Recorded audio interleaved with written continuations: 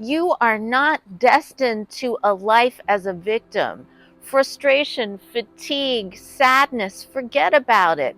Just because you are gifted, you are born as a highly sensitive person, doesn't mean you're going to be living as a victim to your emotions for the rest of your life. It's a gift.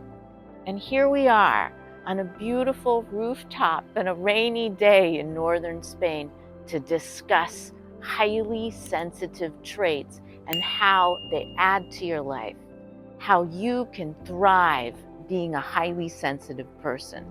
Welcome to Rise. You're in the right place. Well, today we're going to talk about being a highly sensitive person and 5 areas where this heightened sensitivity can give you an edge, can make you succeed. So number one of the gifts of being a highly sensitive person is this heightened sense of awareness. The awareness to another person's moods. You could even say another person's shifts in energy. A heightened awareness, like a feeling that takes over, say, your gut or your head or your skin even. This sensitivity and awareness, like, oh, I'm sensing danger, or I'm sensing envy, or I'm sensing rage, or I'm sensing hostility, or I'm sensing sadness, or even happiness. But that heightened sensitivity tunes you into someone else's emotional field, all right? You get tuned into it. It's almost like this GPS system that guides you with your eyes closed. You could sit in a room and feel other people's emotional states. So when you do that, it's an enormous gift. It's an enormous skill. It's almost like a sixth sense. It's beyond vision. It's beyond hearing. It's beyond touch and smell. It's this feeling, and your body is receiving it. So that's like the first gift, is this heightened awareness.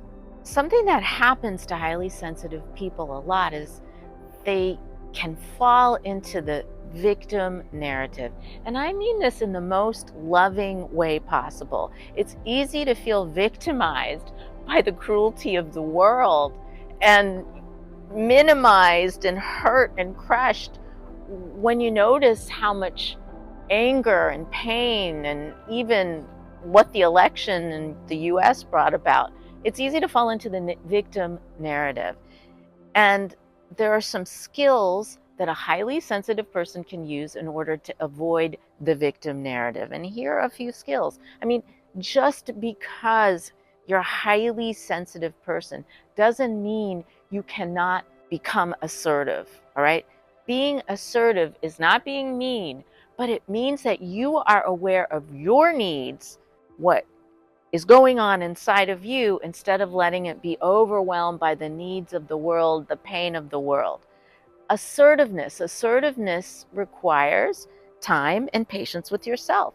You're like in a situation where you're doing something for other people where you're like, wait a minute, I need to take a break, or wait a minute, I'm not okay with this kind of language.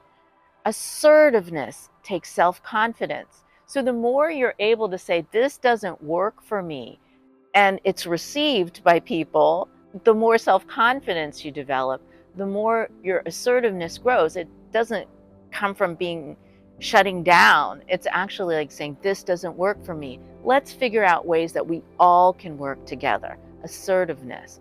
And just because you're sensitive, it doesn't mean that you have a strong will. You're not just a doormat for the world. You're not just going to go along with the needs and wishes of every other person with strong emotions in your environment.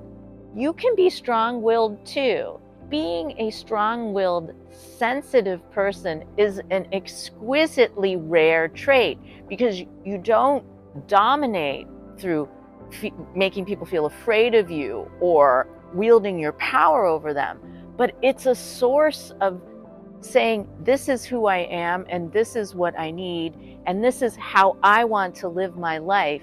I'm not doing it by being mean to you or shutting you down, but I'm going to have the confidence to know how to express myself, to know what my needs are, when I need rest, when I like things a certain way, when I want to go to a certain place in the world, when I want to study something instead of just going along with the big picture. It's actually knowing who you are and feeling confident enough to be strong-willed, not the doormat. You can say no and be a really sensitive person.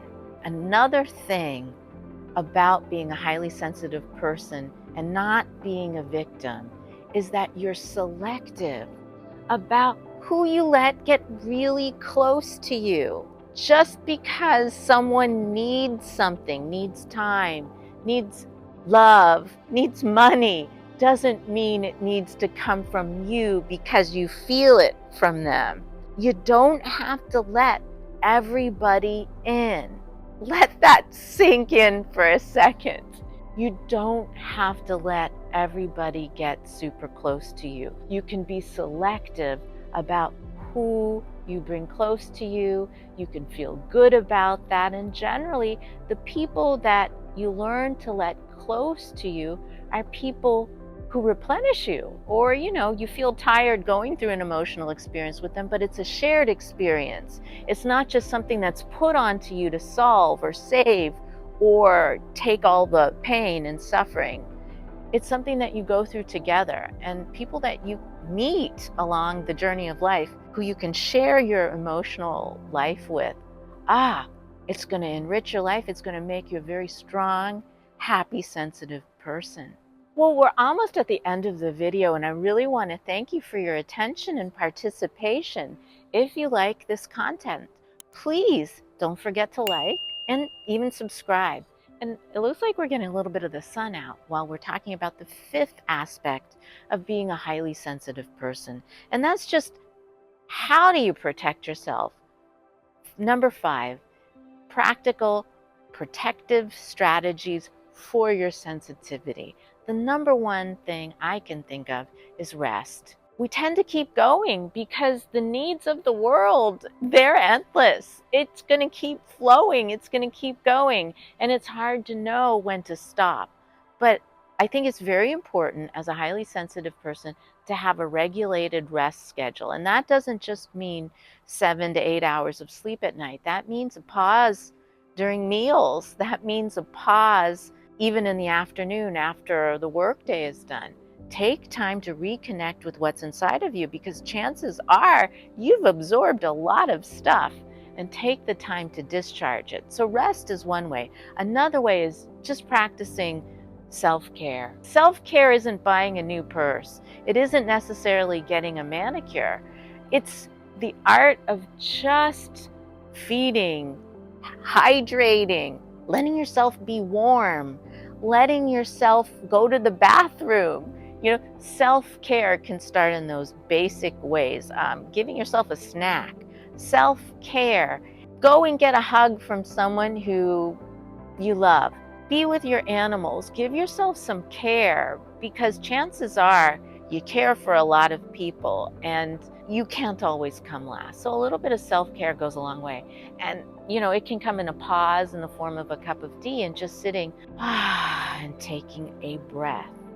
Another way to really practically deal with sensitivity is through exercise. One of the ways to deal with anger, in a situation that makes you angry, one that you can't change, that involves injustice or cruelty, on and on, is strong, vigorous exercise.